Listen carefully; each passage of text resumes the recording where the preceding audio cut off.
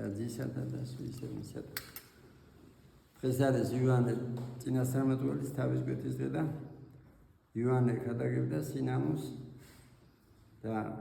ჰეროდი მეფე რო ამხელა, იმიტომ რომ ძმისეული ყავდა და ამიტომ ჰეროდი მეფე ბრძანებით თავი მოკვეთეს და თავარი მოწმენდებისთვის უნდა ვიცოდეთ თუ არის სინანული და სინანულის გარეშე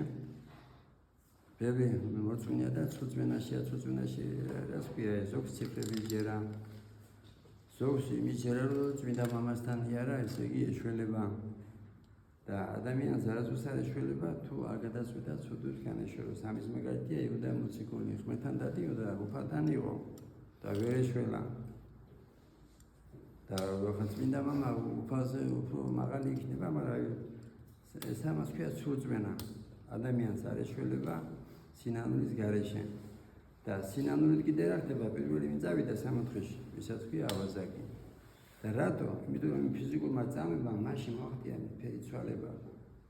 მთელი ცხოვრება სვდავდა, მაგრამ ფიზიკურმა ტკივილმა მიიყვანა სულის მთელი ცვალებამდე რას ქვია? სინანულამდე. აბა გადავხედოთ ჩვენ ცხოვრებას.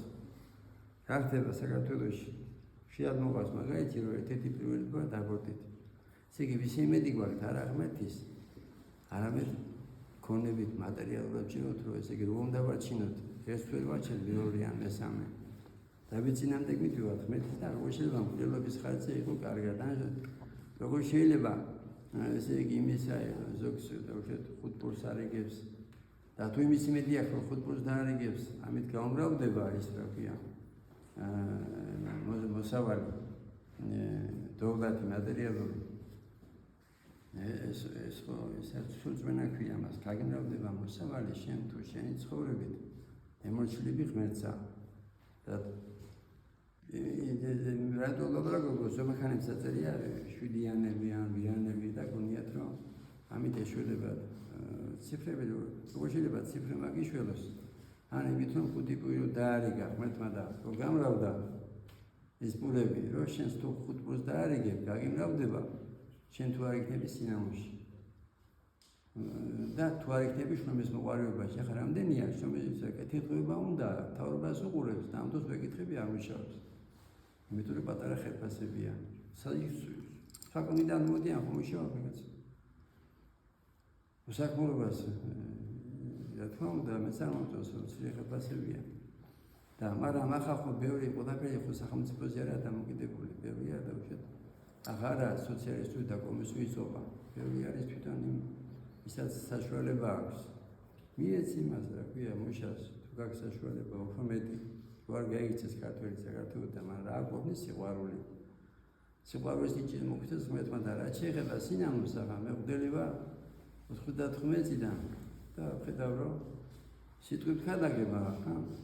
ან გითხრა მომარცხებს ხან განისხება მომარცხებს ეს კიდე როგორ ვთქვი წინარიმის ცხოვრებას ვხედავ რომ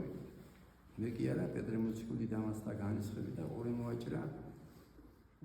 ესე იგი ერთ მონას ესე იგი პეტრე მოციქული ასევე პეტრე მოციქულის მაგალითი მოყვას მაგალითად რომ